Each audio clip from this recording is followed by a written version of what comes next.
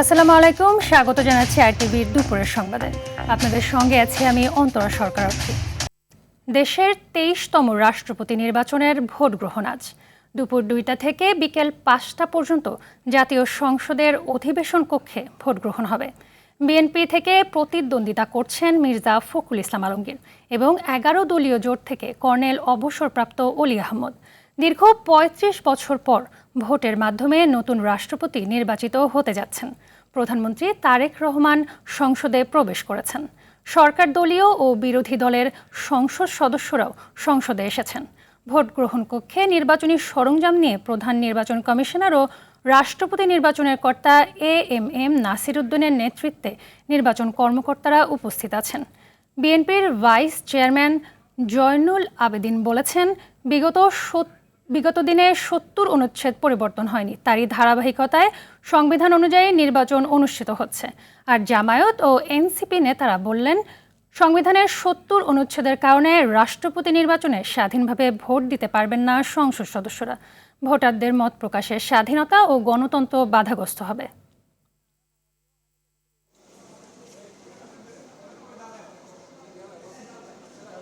70 অনুচ্ছেদ তো এই সরকার করেন নাই, এবং সেখানে একটি সরকার ছিল ইতিমধ্যে, আপনারা জানেন, ফ্যাসিস্ট সরকার বিদায়ের পরে তারাও এটাকে পরিবর্তন করেন নাই। সুতরাং যে অবস্থায় আছে সংবিধান, সে অবস্থায় নির্বাচন করতে আমরা বদ্ধপরিকর। 70 অনুচ্ছেদের বাধ্যবাধকতার কারণেই অনেকেই আছে যারা স্বাধীনভাবে তাদের মত প্রকাশ করতে পারবে না।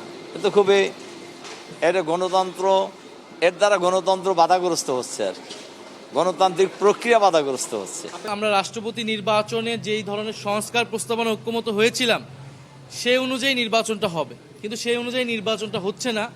ফলে সেই জায়গায় আমরা আমাদের যে সংস্কারের আকাঙ্ক্ষা, সেই আকাঙ্ক্ষাটায় ধাক্কা খেয়েছে। কিন্তু তারপরেও এই নির্বাচনে আমরা বিরোধী দলের জোট থেকে প্রার্থী দিয়েছি। দর্শক, রাষ্ট্রপতি নির্বাচনের সর্বশেষ খবর জানতে জাতীয় সংসদ ভবন থেকে সরাসরি যোগ দিচ্ছেন সহকর্মী সাদিয়া কানিজ। সাদিয়া, রাষ্ট্রপতি নির্বাচনে ভোট দেওয়ার জন্য সংসদ সদস্যরা কি উপস্থিত হয়েছেন এবং নির্বাচনের প্রস্তুতি কেমন দেখছেন?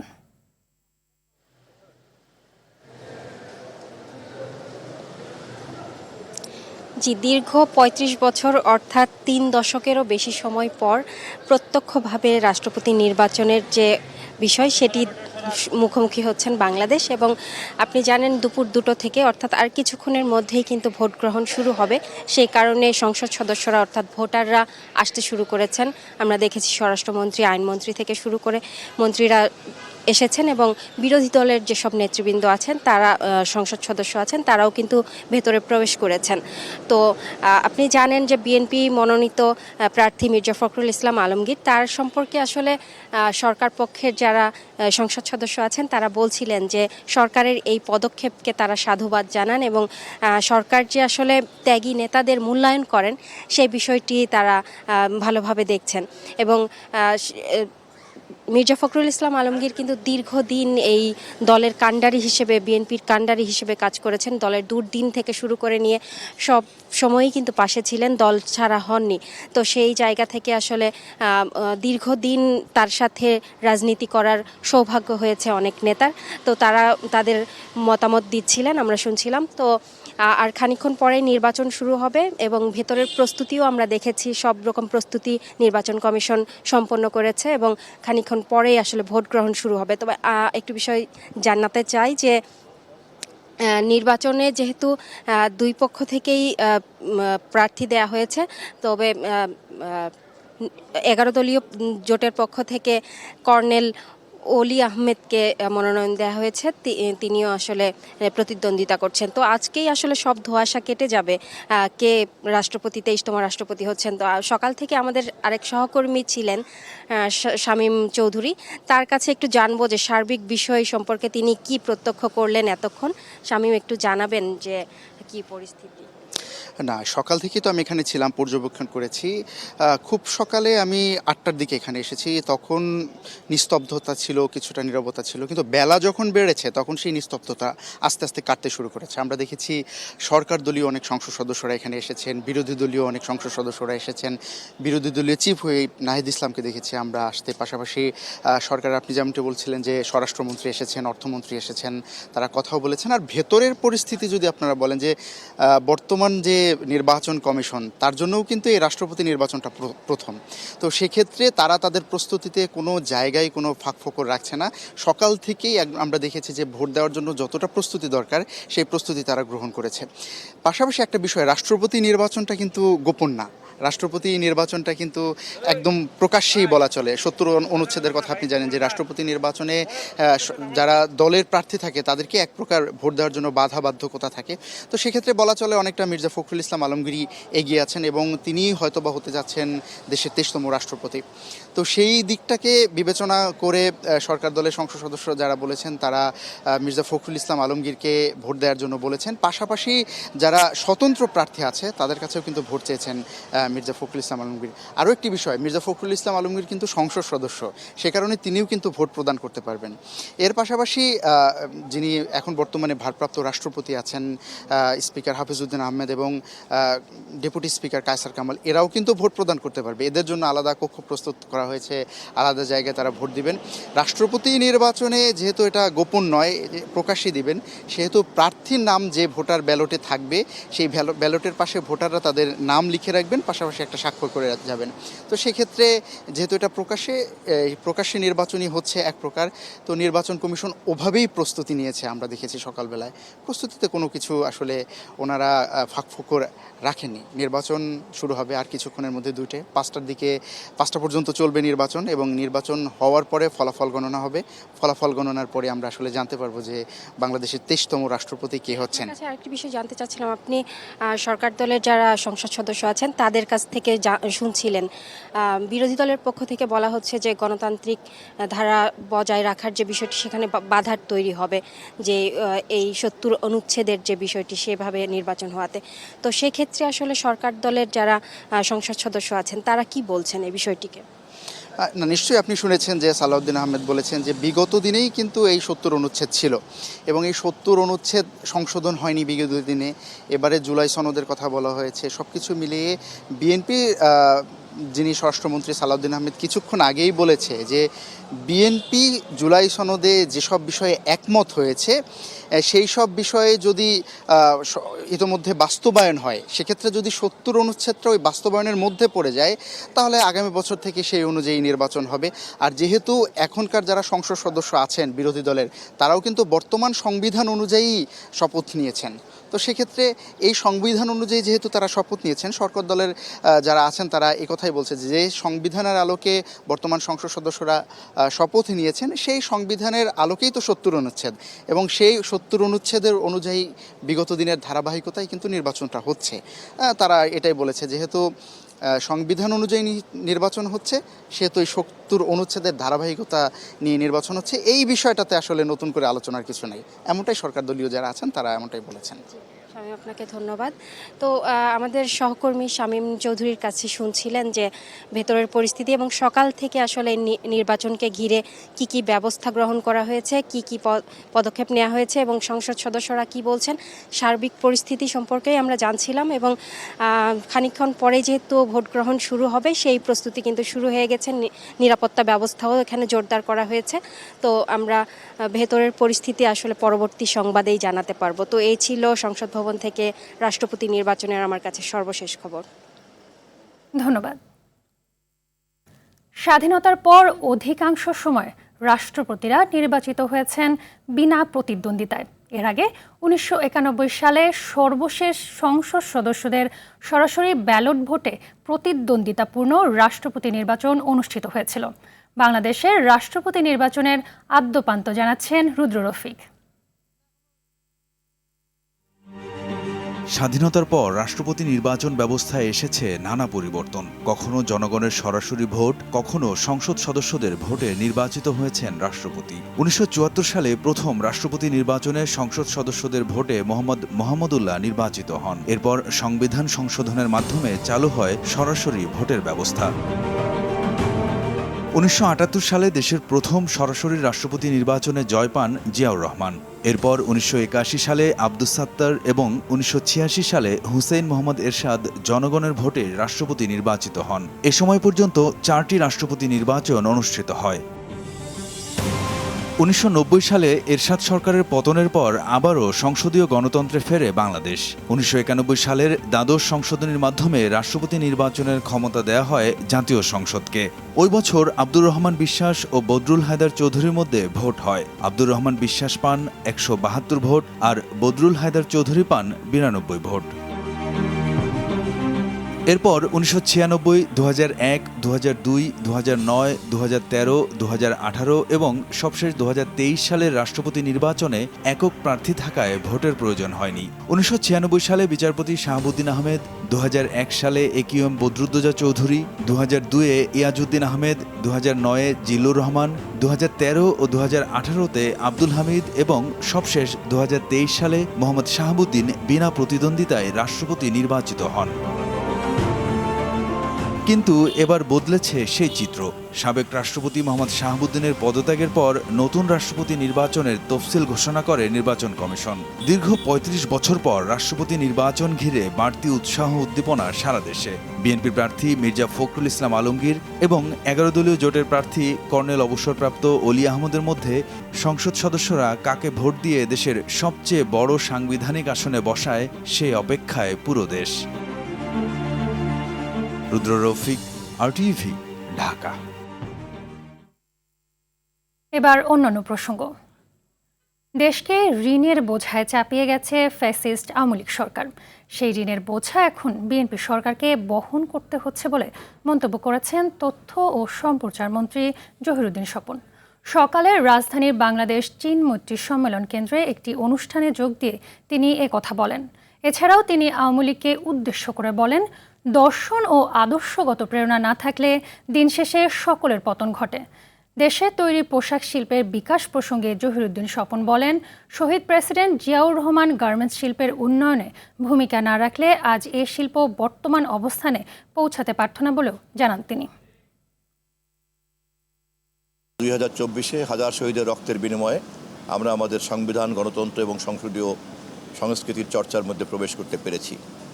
আমাদের মাননীয় প্রধানমন্ত্রীর নেতৃত্বে আমাদের এই সংসদ আজকে রাষ্ট্রপতি নির্বাচনের যে আনুষ্ঠানিকতা আমরা শেষ করতে যাচ্ছি, এর মধ্য দিয়ে এক নতুন দিগন্তের উন্মোচন করতে পারব এবং গণমাধ্যম যেভাবে সহযোগিতা করছেন ভবিষ্যতে সেভাবেই সহযোগিতা করবেন বলে আমরা আশাবাদী। কার্গো সংকটে শেষ হয়ে আসছে এক্সিলারেট এনার্জির ভাসমান LNG টার্মিনালের সরবরাহযোগ্য গ্যাসের মজুদ। এতে বুধবার রাত 8টায় আমদানি করা গ্যাসের সরবরাহ কমে দৈনিক 561 মিলিয়ন ঘনফুটে নেমে এসেছে। RTVকে এ তথ্য নিশ্চিত করেন পেট্রোবাংলার ঊর্ধ্বতন একজন কর্মকর্তা। তিনি জানান, এক্সিলারেটরের টার্মিনালটি এবার যান্ত্রিক ত্রুটিতে নয়, সরবরাহযোগ্য LNG মজুদ শেষ হয়ে যাওয়ায় বন্ধ হয়েছে। গত 21 জুলাই আগুনে টার্মিনালটির বৈদ্যুতিক কেবল ক্ষতিগ্রস্ত হলে দেশজুড়ে তীব্র জ্বালানি সংকটের তৈরি হয়। 2 সপ্তাহের বেশি সময় পর 6 আগস্ট তা আংশিক চালু হলে পরিস্থিতি কিছুটা উন্নতি হয়, কিন্তু আবার বন্ধ হয়ে যাওয়ায় আবারও গ্যাসের সংকটের মুখে পড়ার আশঙ্কা দেশ। আবারও গ্যাসের তীব্র সংকট দেখা দিয়েছে সাভার, আশুলিয়া, গাজীপুরের কালিয়াকৈর ও নারায়ণগঞ্জ সহ সারা দেশে। সে সঙ্গে যুক্ত হয়েছে বিদ্যুৎ বিভ্রাট। এতে চরম দুর্ভোগে পড়েছে মানুষ। ব্যাহত হচ্ছে শিল্প কারখানার উৎপাদন। ইতোমধ্যে অনেক কারখানার উৎপাদন বন্ধ হয়ে যাওয়ায় বিপাকে পড়েছেন শিল্প মালিক ও শ্রমিকেরা। উৎপাদন বন্ধ থাকায় অনেক কারখানার শ্রমিকদের ছাঁটাই করতে শুরু করেছে কারখানা কর্তৃপক্ষ। চাকরি হারিয়ে এ সকল শ্রমিকেরা মানবেতর জীবনযাপন করছে।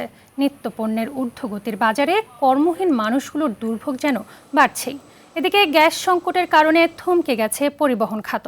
একই চিত্র আবাসিক এলাকাগুলোতেও। এরকম করে গ্যাস আমরা তো কখনোই পাইনি। এইবার যেই সংকট শুরু হয়েছে এরকম আমরা আমাদের 20 বছর লাইফে আমি এরকম পাইনি আর। গ্যাসের যে সংকট, এই সংকটের কারণে আমাদের জীবন এক হিসেবে থাইমা যাইতেছে। দেশের অর্থনীতির জন্য খুবই ক্ষতিকর হচ্ছে।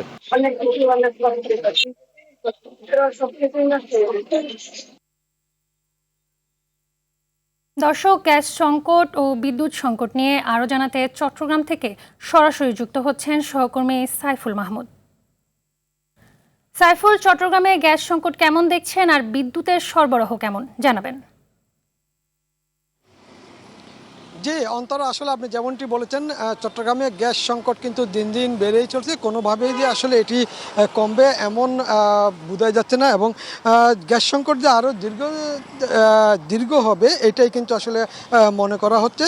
একটা বিষয় জানিয়ে রাখি, সেটি হচ্ছে যে এই চলতি আগস্ট মাসের জন্য সরকার দরপত্রবিহীন 4টি এলএনজি জাহাজ কিনেছিলেন। তার মধ্যে কিন্তু এখনও গতকাল পর্যন্ত কিন্তু এগুলি এসে কিন্তু চট্টগ্রামে পৌঁছেনি, এবং তার মধ্যে একটি জাহাজের যুক্তরাজ্যের নিষেধাজ্ঞা থাকায় সেটি কিন্তু এখানে ভিড়তে পারবে না বলে এমনটাই আশঙ্কা করা হচ্ছে, যার কারণে কিন্তু চট্টগ্রামে গ্যাস সংকট দীর্ঘায়িত হচ্ছে। এবং একই সাথে শিল্প প্রতিষ্ঠান যেগুলি আছে সেগুলিতে কিন্তু উৎপাদন কমেছে, এবং কিছু কিছু ছোট ছোট শিল্প প্রতিষ্ঠান সেগুলো কিন্তু ইতিমধ্যে বন্ধ হয়ে গেছে বললেই চলে। এবং চট্টগ্রামে প্রতিদিন গ্যাস সরবরাহের প্রয়োজন হয় 400 মিলিয়ন ঘনফুট গ্যাস, এবং সেখানে কিন্তু গতকালকে কর্ণফুলী গ্যাস ডিস্ট্রিবিউশন থেকে পেয়েছে মাত্র 150 মিলিয়ন গ্যাস, এবং বাদ বাকিগুলি কিন্তু 250 মিলিয়ন ঘনফুট গ্যাস কিন্তু পাচ্ছে না, যার কারণে কিন্তু বিদ্যুৎ উৎপাদনে কিন্তু কমেছে। এবং একই সাথে শিল্প কারখানা যেগুলো আছে সেগুলো কিন্তু অনেকটা বন্ধের পথে বলে জানিয়েছেন আমাদেরকে অনেক ছোট ছোট কারখানার উদ্যোক্তারা। এবং একই সাথে বাসাবাড়িতেও কিন্তু জ্বলছে না চুলা, এবং সিএনজির পাম্পগুলোতে কিন্তু দীর্ঘ লাইন ঘন্টার পর ঘন্টা দাঁড়িয়ে থেকেও তারা কিন্তু আসলে গ্যাস পাচ্ছে না। এবং তারা কিন্তু আমাদেরকে বলছেন আসলে গতকাল সন্ধ্যা 7টা থেকে আজ সকাল সন্ধ্যা 7টা পর্যন্ত কিন্তু গ্যাস পেয়েছে। এরপর থেকে কিন্তু গ্যাস বন্ধ। আমরা কথা বলবো কয়েকজন ড্রাইভারের সাথে, আসলে তারা কখন দাঁড়িয়েছে, তারা আসলে গ্যাস পাচ্ছেন কিনা একটু যদি বলেন। কখন দাঁড়িয়ে? আমি সকাল 9টায় দাঁড়াইছি, মানে এখনো কোথায় কোন সময় দিবে কিন্তু টাইম বলতেছে না, বলতেছে গ্যাস আসলে দেওয়া হবে, মানে নির্ধারিত কোনো টাইম নেই কখন দিবে। আমি সকাল 9টায়, এখন বলতে গ্যাস আসবে এই বলতে বলতে এখন দিনে 2টা বাজতেছে, এখনো কোনো খোঁজ খবর নাই। আমি 5টা বাজে সিরিয়াল দিছি, এখনো গ্যাস পাই না, ভামালা আইলে দিব। আসলে শুনছিলেন কয়েকজনের বক্তব্য, তারা যেটা বললো আসলে গ্যাস কখন পাবে সেই নিশ্চয়তা কেউ দিতে পারতেছে না। অন্তরা, এটাই ছিল আপাতত আমার কাছে গ্যাস নিয়ে সর্বশেষ সংবাদ।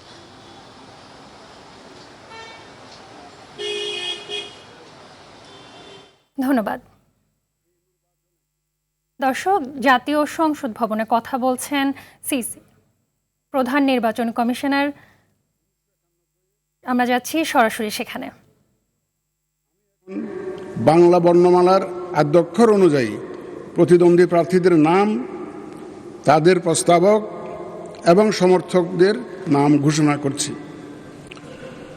1 নম্বর প্রার্থী হচ্ছেন ডক্টর অলি আহমদ বীর বিক্রম, প্রস্তাবক জনাব মোহাম্মদ শফিকুর রহমান, মাননীয় সংসদ সদস্য, ও সমর্থক জনাব আবদুল্লাহ আল আমিন, মাননীয় সংসদ সদস্য। এবং দ্বিতীয়জন হচ্ছেন জনাব মির্জা ফখরুল ইসলাম আলমগীর,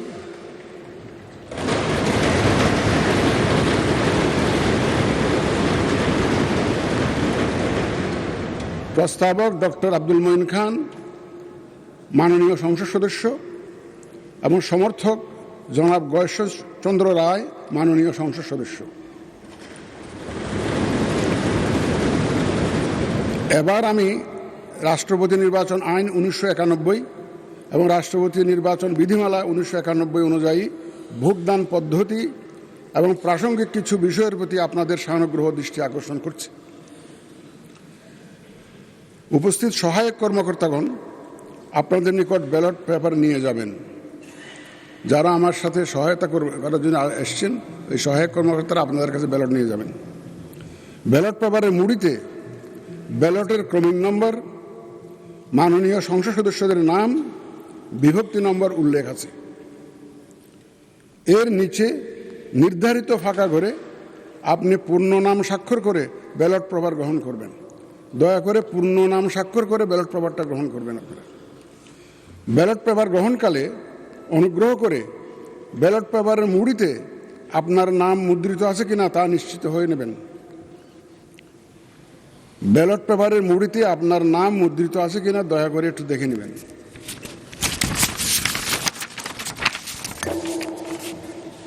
ব্যালট পেপারে প্রতিদ্বন্দ্বী প্রার্থীদের নাম বাংলা বর্ণমালার আদ্যক্ষরের ক্রমানুসারে মুদ্রিত আছে। আপনার প্রার্থীকে তার নামের বিপরীতে নির্দিষ্ট স্থানে নিজের পূর্ণ নাম স্বাক্ষর করে ভোট প্রদান করবেন এবং সংরক্ষিত যে কোনো ব্যালট বাক্সের অভ্যন্তরে ব্যালটটি রাখবেন। আপনি নিজের পূর্ণ নাম স্বাক্ষর করে ভোট প্রদান করবেন, শূন্য স্থানে নিজের পূর্ণ নাম স্বাক্ষর করে ভোট প্রদান করতে হবে। ভোট গ্রহণ বিকাল 5টা শেষ হওয়ার পর ভোট গণনা করা হবে। বৈধ ভোটের সংখ্যাগরিষ্ঠতার ভিত্তিতে যিনি সর্বাধিক ভোট পাবেন তাকে প্রাথমিক নির্বাচিত হিসাবে এখানেই জানিয়ে দেওয়া হবে। অতঃপর সরকারি গেজেটে ফলাফল প্রকাশ করা হবে। রাষ্ট্রপতি নির্বাচন আইন 1991 ধারা 10(1) অনুযায়ী সংসদ সদস্যগণের প্রদানকৃত ভোটে রাষ্ট্রপতি নির্বাচিত হবেন।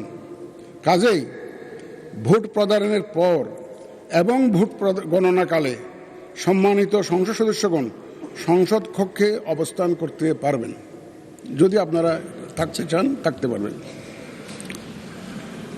নির্বাচন পরিচালনা কাজে এখানে উপস্থিত জাতীয় সংসদ সচিবালয় এবং নির্বাচন কমিশন সচিবালয়ের কর্মকর্তারা আপনাদের সর্বাত্মক সহায়তা প্রদানে প্রস্তুত রয়েছেন।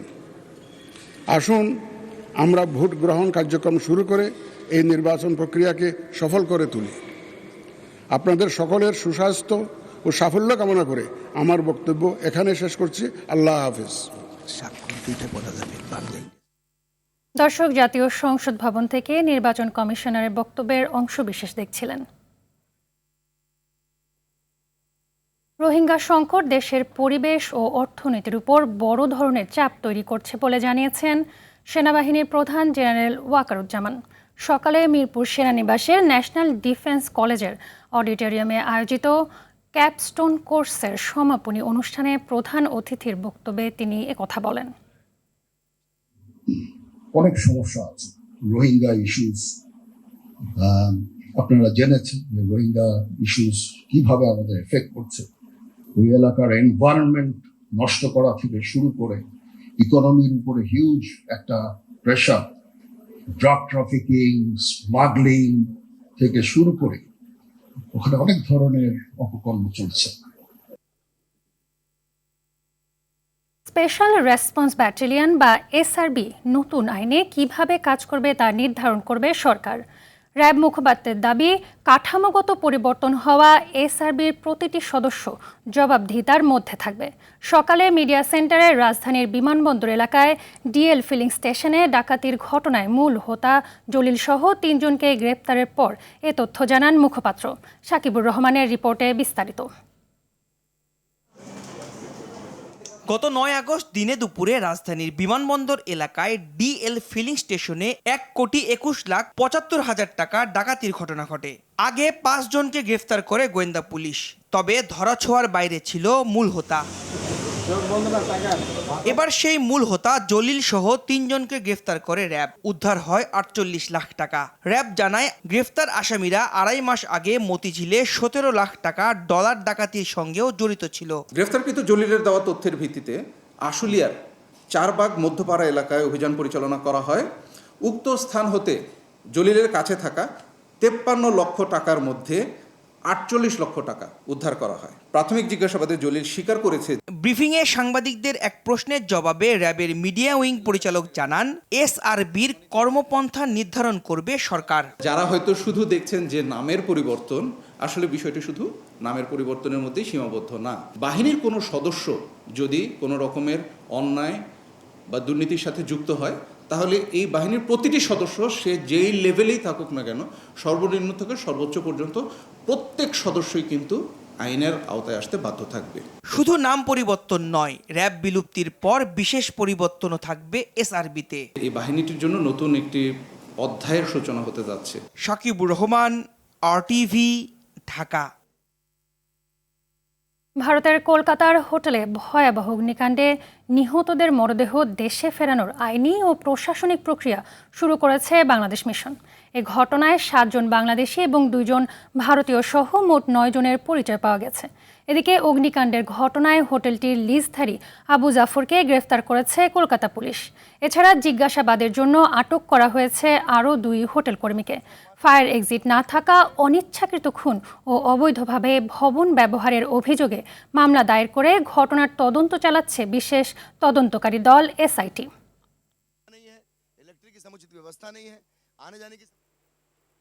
এদিকে কলকাতায় হোটেলে আগুনে 9 বাংলাদেশির মৃত্যু দুঃখজনক বলে জানিয়েছেন ঢাকাস্থ ভারতীয় হাই কমিশনার দীনেশ ত্রিবেদী। সকালে সচিবালয়ের স্বাস্থ্যমন্ত্রীর সাথে সৌজন্য সাক্ষাৎ শেষে একথা বলেন। এ সময় স্বাস্থ্যমন্ত্রী বলেন, ভারতের হাই কমিশনার সাথে সৌজন্যমূলক বৈঠকে দীনেশ ত্রিবেদী জানিয়েছেন, প্রধানমন্ত্রী তারেক রহমানকে ভারত সফরে আমন্ত্রণ জানিয়েছে দিল্লি। এর বাহিরে কোনো বিষয়ে আলোচনা হয়নি। আমাদের প্রাইম মিনিস্টারকে দাওয়াত দিয়েছেন, এটাই শুধু বলেছেন। আপনাকে ওটা জানিয়েছেন? ওটাই বলেছেন যে আমরা ওনাকে দাওয়াত দিই, we are expecting his arrival there, এটুকুই বলেছেন। কিচ্ছু আলাপনের আমি উত্থাপন, it is the matter of our foreign ministry. খুব দুঃখের কথা, আর ওইখানে যা যা করা আছে অ্যাজ ফার এজ আমরা নিশ্চয়ই করব, কিন্তু খুবই দুঃখের কথা। দর্শক, রাষ্ট্রপতি নির্বাচনে ভোট দিচ্ছেন প্রধানমন্ত্রী। আমরা সরাসরি চলে যাচ্ছি সেখানে।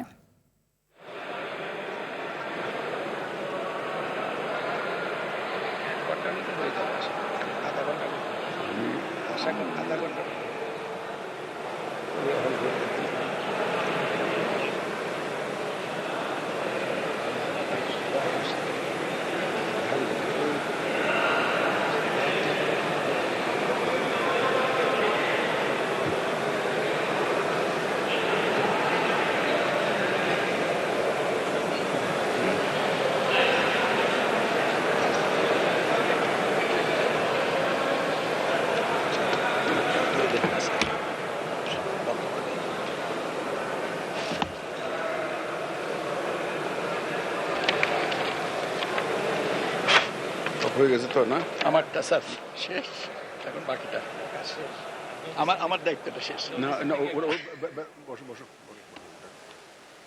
প্রথম দিকে একটু মাইক্রোফোনের ডিস্টার্বেন্সটা বুঝি। মাইক্রোফোনের ডিস্টার্বেন্সের কারণ আছে এইটা।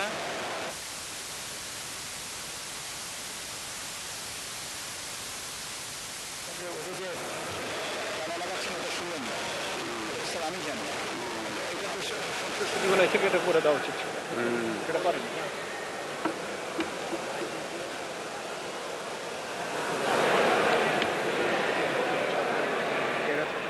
দর্শক, আমরা দেখতে পাচ্ছি বিভিন্ন সংসদ সদস্যরা রাষ্ট্রপতি নির্বাচনে ভোট গ্রহণ করছেন।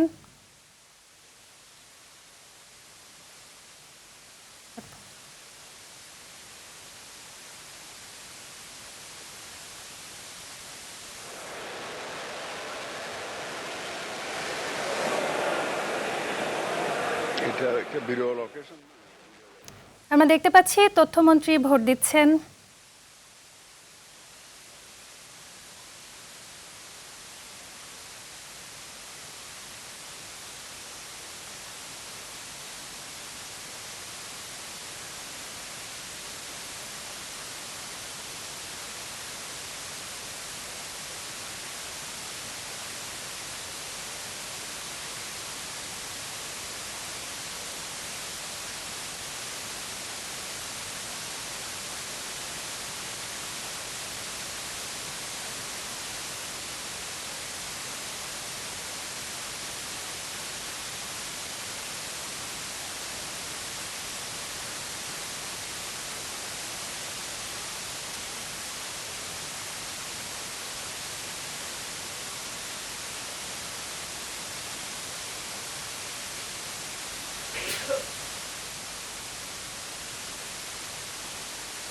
আমরা দেখতে পাচ্ছি সংসদ সদস্যরা একজন একজন করে ভোট দিচ্ছেন, আর কিছুক্ষণের মধ্যেই আমরা 23তম রাষ্ট্রপতি নির্বাচনের ফলাফল পেয়ে যাব।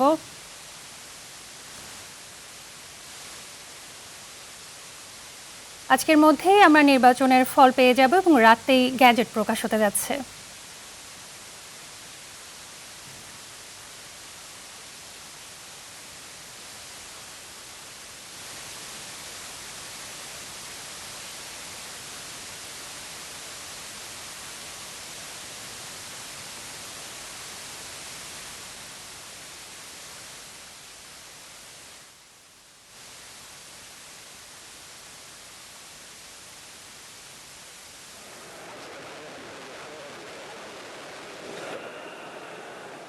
আরও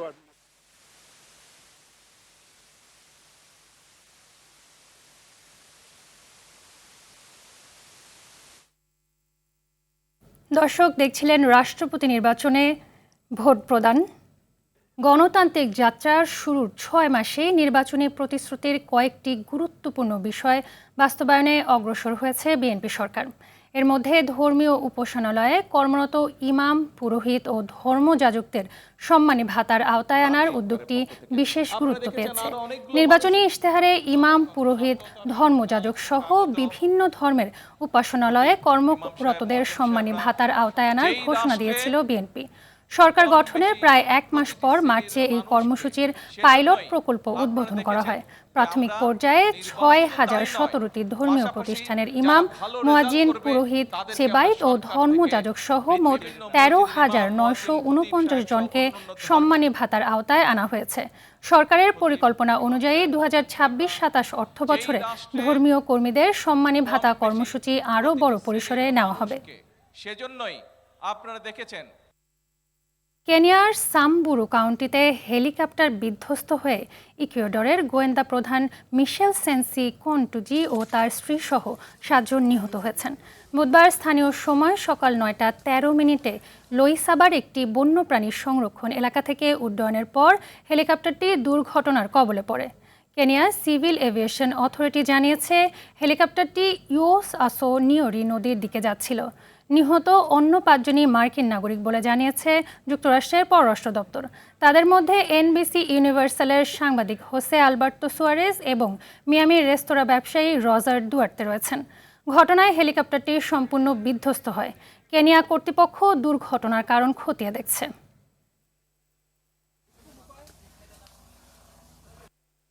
দুপুরের সংবাদ এ পর্যন্তই। জেলা সংবাদ বিকেল ৪:৫টায় দেখার আমন্ত্রণ রইল। ধন্যবাদ সবাইকে।